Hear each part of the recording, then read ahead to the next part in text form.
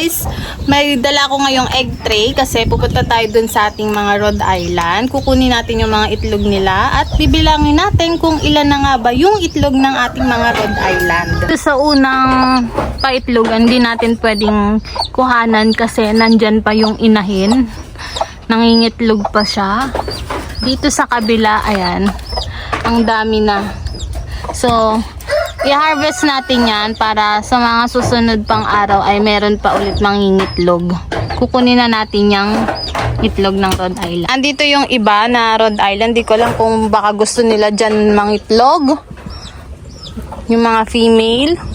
Meron pa din dito na paitlogan pero ayaw nila dyan. Kaya, to, kukunin natin yung mga itlog dito kasi daw. Ayan, bilangin natin siya.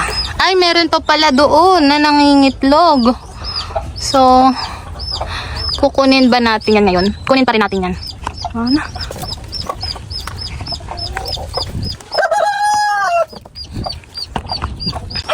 Meron tayo ditong 12 pieces na itlog ng Rhode Island. At yung pang 12 nga ay maliit. Siguro ito ay unang itlog pa lang nung isa sa mga Rhode Island na babae namin, kaya ganyan siya kaliit. So, meron pa nga nangingitlog dyan.